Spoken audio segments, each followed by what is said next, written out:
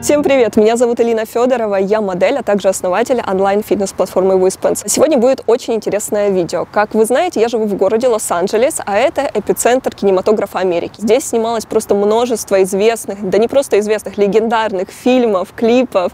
И в сегодняшнем видео я хочу показать вам пятерку мест, где происходили различные съемки. И в некоторых местах я вообще сама не была, я буду впервые, поэтому мне сегодня будет самой безумно интересно. Ребят, 21 октября стартует мой марафон «Упругие ягодицы». Сейчас я вам расскажу, как этот марафон может изменить вашу жизнь. Конечно же, если вы только сами этого захотите. На самом деле, наша жизнь — это просто набор наших привычек, хороших либо плохих. И для того, чтобы изменить себя, изменить свою жизнь, по сути, нужно сделать две задачи. Это искоренить свои плохие привычки и внедрить больше хороших привычек. И как раз-таки моей главной целью при создании марафона было сделать так, чтобы вы не только накачали красивые упругие ягодицы, но и это в том числе, но и для того, чтобы вы поддерживали такую фигуру на протяжении всей своей жизни, для того, чтобы вы действительно всегда были здоровыми и всегда оставались красивыми, а не тут же после марафона просто забросили это все и забыли. Поэтому помимо тренировок на марафоне вас ждут множество полезного контента от экспертов. То есть там будет 16 лекций по нутрициологии,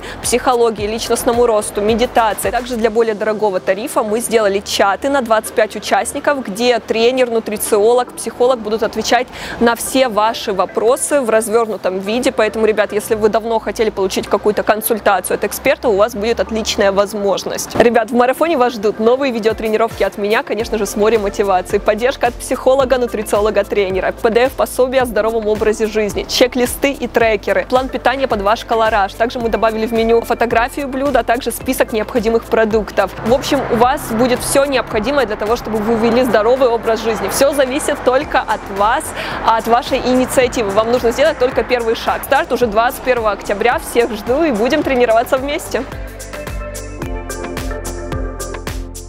Я сейчас нахожусь на Кэрол-Эвеню. Это одна из старейших улиц Лос-Анджелеса. И здесь дома построены в викторианском стиле. Безумно красивые. Вообще, я сама впервые в этом месте нахожусь. Здесь были дома у чиновников. Также здесь оставались почетные гости города 19 века. И этот квартал занесен в Национальный реестр исторических мест. Некоторым домам даже был присвоен статус культурно-исторических памятников.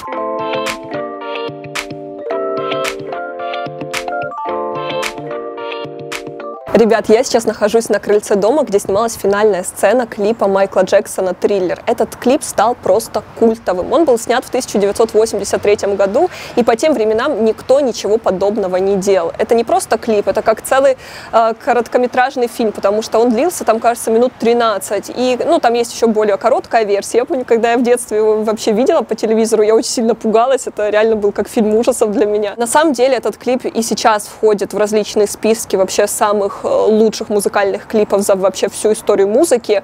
И также он неоднократно входил там в разные рейтинги, списки. Например, в 1999 году он входил в 100 самых лучших клипов, которые были когда-либо сняты. В 2011 году он входил тоже в 30-ку лучших, вернее, он был на первом месте из 30 самых там лучших клипов тоже когда-либо снятых.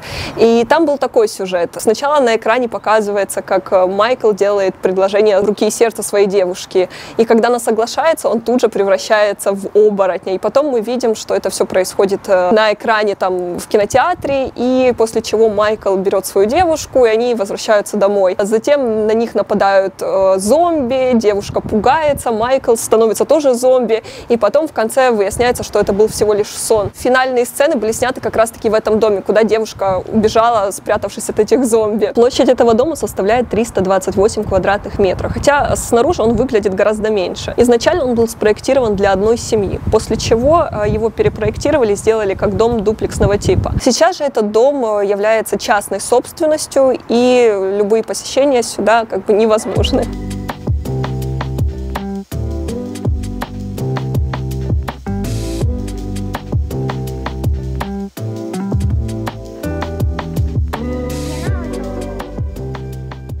Буквально в нескольких шагах от дома Майкла Джексона расположен дом, где снимался сериал «Зачарованный». В детстве я очень любила этот сериал. Кстати, интересно, что именно экстерьер этого дома снимался здесь, а вот все, что происходило внутри, все снималось в студиях либо в павильонах. И поэтому очень много киноляпа в этом сериале, потому что как выглядит дом внутри и снаружи, там были свои несостыковки. Также интересный факт, что действие сериала происходит в Сан-Франциско, хотя на деле сериал снимался здесь, в Лос-Анджелесе. Но за счет того, что этот район с такими викторианскими домами в таком стиле, поэтому вполне можно поверить, что это Сан-Франциско. Если вы не смотрели этот сериал, то вкратце вам расскажу. Там история о 3 сестрах, которые приехали в особняк своей бабушки, и младшая сестра нашла книгу таинств и пробудила в себе магические способности у своих сестер, и они стали ведьмами. И в итоге они начали бороться с силами зла с помощью своего колдовства.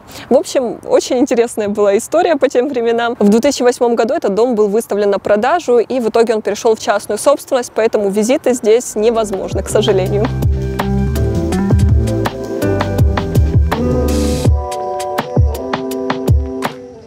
А сейчас я нахожусь в Голливуде, кстати, где я жила раньше, совсем неподалеку. Здесь расположен отель, в котором снималась финальная сцена фильма «Красотка», там, где Ричард Гир целует Джулию Робертс. Очень красивая сцена, я прям смотрю на эту лестницу, где снималась эта сцена. Очень тоже культовое место. Этот мотель, он, скажем, такой не очень симпатичный.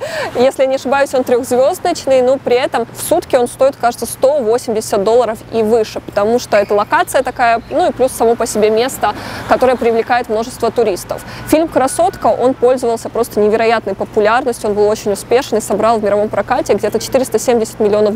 Это очень много было по тем временам. Фильм крутой, рекомендую пересмотреть.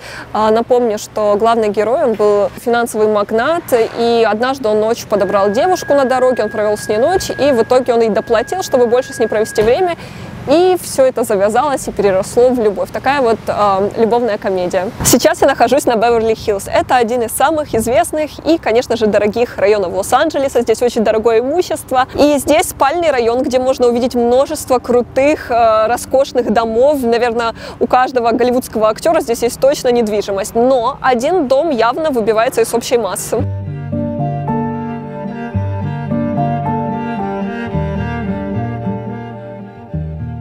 Этот дом называется дом Спадена, либо же Ведьмин дом. Это на самом деле такая уникальная достопримечательность Беверли-Хиллз. Дом был построен по проекту голливудского арт-директора для съемок в фильмах. И изначально он был возведен в Калвер-Сити для экранизации сказки братьев Гримм «Гензель и Гретель». Также этот дом использовался для многих других фильмов, там фильмы ужасов. Когда, например, там не было в нем никаких съемок, он использовался просто как гримерка, как склад. С этим домом происходило много различного всего.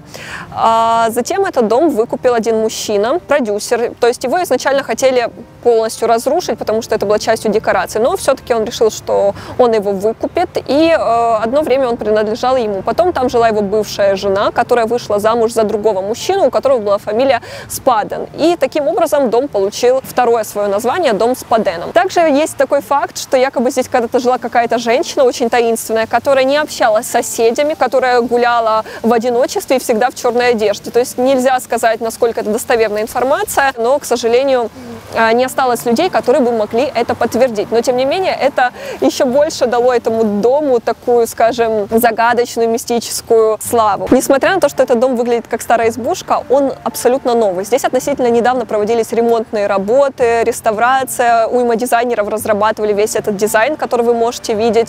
Там наверняка много охраны, сигнализации, камер. Мне до сих пор непонятно, чем все-таки руководствовался человек, который решил сохранить этот дом и тем более его таким образом реставрировать, потому что здесь каждый день толпится огромное количество людей, которые здесь делают фотографии, то есть туристы, просто проходящие мимо люди. Также сюда даже возят экскурсии, то есть представляете, уже за последних 10 минут сюда приезжало 3 автобуса с туристами, которым как бы экскурсовод рассказывал про этот дом и показывал. Особенно здесь он пользуется огромнейшей популярностью на Хэллоуин, как раз таки вот в конце этого месяца, уже совсем скоро этот праздник, поэтому тут будет просто множество туристов, множество детей. Кстати, владелец этого дома, говорят, получает в этот день от 3000 до 4000 подарков.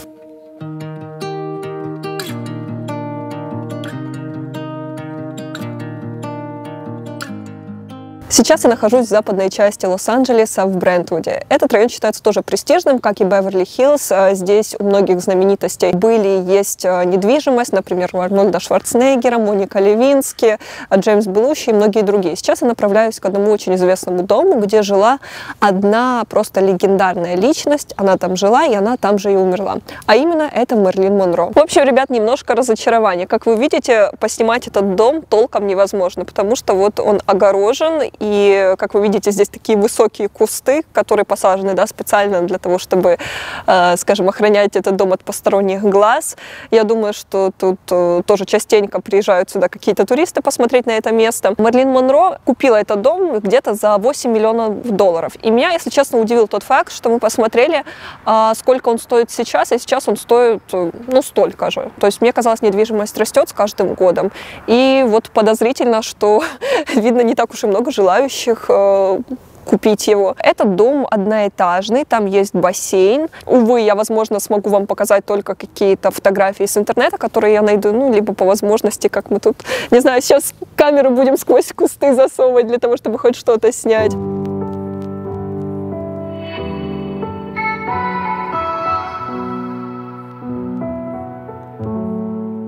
Именно в этом доме нашли тело Мэрилин Монро в 1962 году. Она умерла в возрасте 36 лет.